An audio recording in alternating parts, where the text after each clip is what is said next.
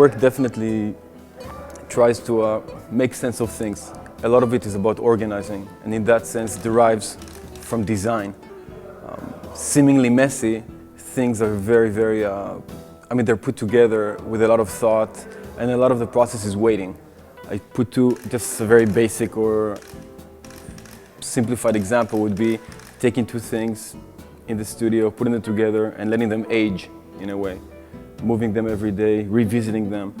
And in that sense, the practice, both here and mostly in the studio, is about how to solve the day in the studio, how to make sense of things. I think it's something that is being affected both from, or being built both from, again, revisiting the work or those ideas and thinking about them every day in the studio for the past years. And also something that starts with where you're naturally gravitating towards and the schooling or education you had and your background. In that sense, coming from design, and this still, I think, is very evident in the work in terms of the flat logic or typography. Flat logic has to do both with how things are explained, which I'm very interested in, directions, both physically, which comes through in the work, in typography and topography. Simple directions, maps. Two people sitting in a restaurant, someone asking someone else a question. So there's a social situation, and then there's a representation of it in knowledge in terms of someone explaining something. Say we're sitting in a restaurant and I'm telling you, you're asking me how to get to the Giardini. And I'm telling you, okay, that's you. This is the Giardini, and this is the river. This is a boat.